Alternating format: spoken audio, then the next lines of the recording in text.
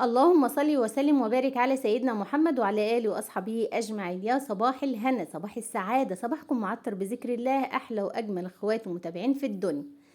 النهاردة هنعمل أكلة من الأكلات المطلوبة جدا جدا جدا الأيام دي.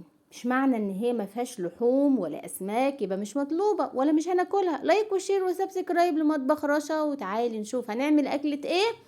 نصلي على رسول الله ونسمي الله ونتوكل على الله ونشوف اكلتنا ايه. متنسنيش اللايك بقى، وتشجعوني بكومنت حلو زيكم يا احلى واجمل ناس في الدنيا بحل. عندي هنا 3 بصلات نضفتهم وغسلتهم وحطيتهم في الكبه بتاعتنا. الكبه دي اسمها ايه؟ في ناس كتير سالوني عليها. بيور. حلوه قوي. فالمهم ان احنا فرمنا البصل زي ما انت شايفه معايا. انا مش عايزاه ناعم قوي قوي قوي ولا خشن قوي، في المتوسط كده كانك عاملاه بالسكينه على ايديك. وبعد كده زي ما انت شايفاه اهوت، انا بوريهولك اهو. هنحط فيه حبه زيت بقى كده، علشان احنا دلوقتي الجو ساقع لسه على فكره، ومش مش في الحر قوي. الزيت دايما تخلي اغلب اكلاتك بزيت. علشان ايه؟ علشان التجلطات، وعلشان ما يجرمس معاكي لو غاب ساعة ولا حاجة على ما تاكلي كده يعني. بعد كده حطيت شوية ملح عليه علشان يكرمل معايا بسرعة او يدبل معايا بسرعة. هنسيبه بقى ايه مع نفسه كده، ياخد ويدي بشكل ودي، بس مش ناسيين واحنا فاكرينه والله. بعد كده عندي هنا حوالي نص كيلو طماطم حلوة قوي جميلة جدا، قلبها يعني لحمية جدا. وعندي هنا شويه ميه صغيرين. هنحط شويه ميه صغيرين علشان انا عايزاها ناعمه، طماطم مفرومه ناعمه اهي، ربع كوبايه كده يمشوا الدنيا شويه. دايما الغطا ده بيسيب. هي لها قطع غيار بس انا ممكن اروح اعملها وعادي وابدلها كمان، مفيش اي مشاكل. بس هي بقالي تقريبا بقالها 2 معايا، فالله المستعان بقى. فانا بسيسها يعني، شفت اللي بتسيس بقى كده، مش عايزاها تبوظ. فالمهم زي ما انت شايفه معايا هنا كده، انا هنعمل المفصصه او المدشش او الفول مدشش اللي هو ايه، متقشر. جبت لكم 3 انواع عشان ما حدش يقول لي في الكومنتات المره اللي فاتت. حد بيقول لي ايه يعني ايه فول مدشش ويعني ايه فول مفصص. هتلاقي اغلب الناس المصريين هيعرفوهم. اللي هو الفول اللي هو بتاع الطعميه يا جماعه، من الاخر الفول بتاع الطعميه. ايوه جبت لكم المصطلح الايه العام. بعد كده بعد ما فرمتهم حلو قوي وتبلنا البصل. انا ما بحبش احمر البصل خالص، مش عايزه حرقيه قلب ولا معده ولا قولون ولا حاجات من دي. دايما حاجتي تكون نيه في نيه ومسبكه، يعني نيه في نيه ومسبكه ازاي مش عارف، هو كده زي ما انت شايفه معايا. بعد كده جبت الطماطم وحطيتها. وبصي بقى، الطماطم الكيلو ب10 جنيه، ها ما تسيبيش حاجه في الكبه ولا الخلاط بتوعك. انا مش عايزه اعمل فيها شويه ميه واحطهم تاني، لا انا عايزه مش عايزه فيها ميه خالص عشان تسبك معايا، لان بصراحه مش عايزه اغيب كتير وانا واقفه. يعني انا عايزه، حطيت هنا دلوقتي، فتحت هنا علبه صلصه. خدت منها 2 معلقة كبار عليها علشان تديها لون، تعزيز اللون مش اكتر والله. آه اللهم صل وسلم وبارك على سيدنا محمد. ما تسرحيش معايا، صلي على الرسول واستغفر الله. وعايزه اقول ربنا يصلح حالكم ويسعد قلوبكم يا رب، ويكرمكم كرم الصالحين، واجعلنا يا رب من اهل الجنه اجمعين يا رب العالمين. إيه، عندي هنا التوابل. عندي هنا 7 بهارات ما بستغناش عنها خالص في اكلي. عندي هنا فلفل، وعندي هنا شويه بابريكا. وطبعا بما ان في بقوليات وفي حاجات من اللي هي بتبوظ شويه القولون، هنحط شويه كمون برضه. عندي هنا العين التانية. تعالي نشوف احنا هنعمل ايه. طبعا انا غسله الفول ده مره واثنين وثلاثه واربعه وخمسه، ونقعاه نص ساعه. وقلت لبنتي هاتلي شويه رز. نولتني شويه رز، خدت منهم حوالي نص كوبايه كده، غسلتها ونضفتهم وحطيتهم من غير اي ماده دهنيه. طب ليه؟ طب ايه؟ طب قولنا. علشان يا جماعه هقول لكم، عشان ينشف الاول الميه من عليه تماما. وبعد كده انا طبعا مسرعه الفيديو، انا سبته حوالي اكتر من 5 دقايق. لما نشف وحسيت ان هو نشف خالص، بدأت بقى ان انا اقلب الرز واحمره. طبعا استعنت في الوقت ده بصديقة. وصديقة مين هقول لكم، سامع حد يقول لي صديقة مين؟ هقول لكم دلوقتي. حمرت لي الرز. مش شرط الرز كله يحمر على فكرة، ممكن لما تلاقي حاجة احمرت فيه او اصفرت فيه خلاص عادي. لو فاضل فيه 1 بيضة ولا 2 بيضة ولا حبة ربعه ابيض ولا كده، المهم اللون المطلوب يكون موجود. بعد كده غسلت الرز الباقي وفضيت شويه ميه ساقعين. بس اهم حاجه في الرز ده بالذات توطي عين البوتاجاز عشان ما تعملناش ايه لا قدر الله حريقه، ولا تعملي لنا نار يعني كده، خصوصا البنات المبتدئين. بعد كده عليت البوتاجاز تاني وحطيت بقيه الرز بتاعنا كده، وهنظبط العيد بتاعنا ونحط بقى من الكاتل شويه ميه سخنين. طبعا حاطين، انا متاخره ليه. المهم هشوف بقى العقد بتاعي، العقد المعتاد بميل المعلقه كده، هي دي شهرتي في العقد بتاعنا. ما بعايرش اي حاجه، اي نوع من انواع الرز بعمله كده.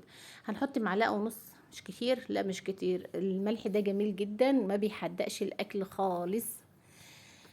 صلى على الرسول، استغفر الله، ما تسرحيش معايا. حطي لايك واعملي لنا تعليق حلو، واكتبي لنا تعليق وقولي لنا انت عايزه تاكلي ايه الفتره الجايه. طبعا انا عامله الاكله دي بناء على طلبكم فين؟ على الفيس. انا عندي جروب على الفيس او صفحه على الفيس، ودايما بيطلبوا مني الاكلات دي، وكمان مشتركة في صفحة ودايما بيطلبوها من اي شيفات. الاكلات الحرشة دي اكلة حرشة اللي هي على ابوها يعني، الجميلة جدا جدا، جربي طعمها حلو قوي. بعد كده هنسيب بقى الرز ياخد ويدي بشكل ودي مع نفسه. مية الفول مدشر ده نضيفة جدا جدا جدا، يعني هتاخديها على طول تحطيها في الصلصة بتاعتها. ظبطي ملحك وظبطي توابلك. وعندي هنا زيت في طاسة هولع عليه عشان يسخن، لان انا هنقله تاني على العين الكبيره. العين الكبيره بحب اعمل عليها كل حاجه قريبه مني وبخلص بسرعه وبرجع ورا، اللي هي العيون الصغيره. هسيبه بقى، اهم حاجه ياخد غلوه محترمه وبنتي ناس كده مع نفسه، وياخد ويدي بشكل ايه، انا سامعه حد بيقول ودي، ايوه هو كده، صحصحوا معايا.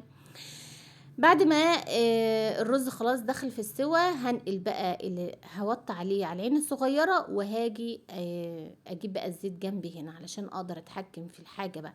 عندي هنا الزيت هسيبه يسخن، وغسلت طبعا الفلفل او الشطة، بس هي مش حراقة على فكرة، انا بحب جدا جدا اجيبها، هي اغلى من الفلفل العادي، بس علشان هي مش حراقة فبقلبها مرة واتنين وبطلعها من الزيت. حلوة جدا جدا جدا، بموت فيها، وجوزي بيحبها وولادي بيحبوها الحمد لله. زي ما انت شايفه معايا هنا كده. انا بقى طبق، احنا هنعمل طبق، لو كترت اكتر من كده مش هيبقى ظريفه ولا لطيفه. طبعا المسبك عندي بياخد ويدي كده مع نفسه، والرز طبعا موطين عليه. وبنعمل الاكلات الحرشه بقى، بقيه الاكله الحرشه الحلوه الجميله بتاعتنا دي، بصراحة من أحب وأحلى وأجمل الأكلات اللي أنا بحبها بجد، والله العظيم بجد. حتى لو انت مش حاطه فيها اي لحوم، حلوه قوي، وتحسي ان القيمه الغذائيه بتاعه الفول هي القيمه الغذائيه اللي في اللحمه، اللي هي بتاعه الحيوانات كمان، مش بتاعه الفراخ، لا اللي هي بتاعه البقره والجاموسه والعجله والحاجات دي. سبحان الله، يعني ربنا سبحانه وتعالى خلق لنا الكالسيوم في ابسط حاجه وارخص حاجه على الارض، على الاكل وجه الارض يعني، واغلى حاجه برضو على وجه الارض. طبعا بدات ان هي تنشف. هظبط الملح بتاعها اهوت، وطبعا حاطين التوابل بتاعتها، وغليت ميه على طول. لازم تحطي عليها ميه سخنه عشان ما تجرمسي، ما تقفشي، ما تعصلكش في ايه، في في السوا. كتري الميه، كتري وما تستخسريش، كتري. هي كده كده هتشرب كل الميه دي وهتبقى مسبكه معاكي. اول ما تبدا تغلي وطي عليها، هتاخد بقى مع نفسها كده، تاخد وتدي كده مع نفسها، وهتستوي، هتبقى حمراء وجميله جدا. طبعا الفلفل او الشطه اللي معايا دي زي ما قلت لكم هي مش حراقه، فهنقلبه مره واثنين وثلاثه كده، يعني على اساس ان هو يصفر، مش عايزينه احمر. لو احمر هتحسيه ان هو عامل زي ايه، اللهم صل وسلم وبارك على سيدنا محمد، زي البلاستيك عارفين ان انت بتاكلي بلاستيك ومش راضي يتندخ تحت سنانك، هو هيبقى كده. انما لما تغيري له اللون بتاعه بس كده، مجرد ان هو يدبل معاكي ويغير لونه، خلاص على كده. اوعي تحمريه، لو حمرتيه هتحسي ان انت بتاكلي مشمع او بلاستيك. هطلعه بقى في الطبق بالتقديم بتاعه، وزي ما انت شايفه معايا هنا لونه جميل، وهو جميل وهو زي العسل. عندي هنا ايه، انا طبعا عندي بتنجان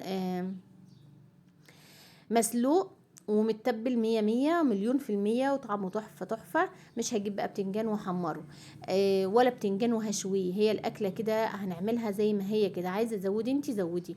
أنا عندي هنا كوسة، والكوسة حلوة جدا جدا في التحمير، وطعمها تحفة تحفة تحفة بجد والله العظيم. جربها متحمرة حلوة، اللي مجربهاش يجربها. هتعمليها رقيقة خفيفة كده، شرايح خفيفة كده، مش تخينة ولا سميكة. وهتبدأي ان انت تقلبيها مرة واتنين وتلاتة، هتلاقيها احمرت معاكي زي العسل. هو ده شغال اهوت، بسم الله ما شاء الله. انا رايحة بعد الخل عن السخونية، لقيته وقع عليا زي ما انت شايفة معايا. لا ما تخافيش، سامع حد بيقول ان الغطا مفتوح، لا الغطا مقفول، ما تخافيش. عندي هنا الدقة طبعا معروفة ان هي توم، خل، ليمون، بهارات، شطة خضرة وشطة حمرة وملح. واهم حاجه ان انا مكتره عليها الليمون، يعني تيجي تاكلي كده تحسي ان انت بتاكلي حاجه لسه فريش معموله. عندي هنا البتنجان كان طبعا في علبه اكبر من كده، بس احنا يعني الحمد لله قربنا نخلصه، فحطيته في علبه اصغر. هطلع منه طبق. وبلاش ان احنا نحمر بتنجان. شايفين البتنجان عامل ازاي؟ بسم الله ما شاء الله. طبعا انت حاطه فيه ميه ليه؟ ممكن نعمله من غير ميه. يا حبيبتي ممكن تعمليه من غير ميه، وبس انا كنت عامله كميه كبيره فحطيت شويه ميه من السليق بتاعها عشان تحتفظ بيه. انا مش عايزه احط فيه ميه، ما تحطيش، اعملي كميه صغيره بكميه صغيره، هيبقى تحفه وجميل جدا واحلى من مقلي مليار مره. صلى على الرسول، استغفر الله كتير، الاستغفار بغير الأقدار. ولما يضيق بك الحال قول يا رب. عايزين ندعي لأولادنا كلهم الثانوية العامة والدبلومات والإعدادي والابتدائي. شايفين البتنجان عامل ازاي يا سيدي؟ أيوة بقى، أيوة بقى، اللي نفسه في بتنجان يجي ياكل بتنجان عندنا. طعمه جميل وتحفة، يعني الواحد ياكل كده جنب المدشش ده أو المفصص ده أو الأكلة الحرشة ديت كده، بس من غير أي مقليات تانية يا سيدي. عندي هنا بقى من امبارح كان عندي بطاطس وبيض و... وحبة حبركشتنات كده وكده يعني. المهم وحطهم في التلاجة، فقلت لا، هو انا هسيبهم؟ معقول اروح احمر بطاطس تانيين واسيبهم؟ والله ابدا. البطاطس الصغيرة دي لما تجيبيها وتسلقيها بتبقى حلوة قوي قوي قوي. كنت عيناها بالطريقة دي في التلاجة، هطلعها بقى وهيبقى طبق زي الفل جنب الأكلة الحرشة بتاعتنا. كنت عاملاه والله جنب أكلة تانية وبيض وحاجات كده، كان بسم الله ما شاء الله الأكل كان جميل برضه. دايما بنركز على الأكلات الحرشة في الصيف. المسبكات بقى والمحمر والمشمر بيبقى دايما في الشتاء. فحاولي بقدر الامكان انك تبعدي عن مسبكات. دي يعتبر مش مسبكات، دي يعتبر ني في ني كده ومعلقتين صلصة وكده يعني. فزي ما انت شايفة معايا هنا كده خلاص. انا طلعت الكوسة بتاعتنا، لا تحمريها قوي تتحرق منك، ولا تصفريها قوي تبقى نية معاكي. طالما طرت معاكي وخدت لون خلاص طلعها على طول. جميلة جدا، جوزي بيحبها، عشان كده انا دايما عاملة الطبق ده لجوزي يعني. اللهم صل وسلم وبارك على سيدنا محمد. هنجيب بقى شويه البطاطس بقى الحلوين. بقولك امبارح كنت محمراهم والله العظيم كانوا بيقرمشوا جدا. مجرد ان هما بيردوا فطروا، فمجرد اساسا ان هما ينحطوا في الزيت هيروحوا تاني مقرمشين وطعمهم جميل. البطاطس الصغيره دي رخيصه في السوق، وبتجيبيها بتبقى عامله زي البيضه بالظبط. هتسلقيها يعني بالنص كده، تقطعيها وتتك عليها وهي بتتحمر، هتروح جميله جدا. ولادي بيحبوها صغيره، عشان كده دايما بقطعها صغيره. وزي ما انت شايفه معايا بسم الله ما شاء الله، دي اكلتنا النهارده. اتمنى الفيديو يعجبكم، ما تنسونيش في اللايك والشير وسبسكرايب.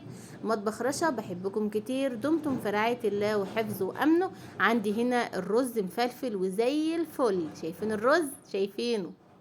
الله الله الله، وريحته حلوه قوي جميله جدا بقى مع الاكله دي. ما اقولكيش، ربعي وشمري وانزلي على الاكله دي، وما تفكريش في اللحمه دي كلها بقيمة اللحمة وبقيمة الفراخ اللي احنا هناكلها يعني. الحمد لله بفضل ربنا، ربنا من علينا بكل حاجة. ما تنسينيش في اللايك والشير، واسيبكم في فيديو جديد.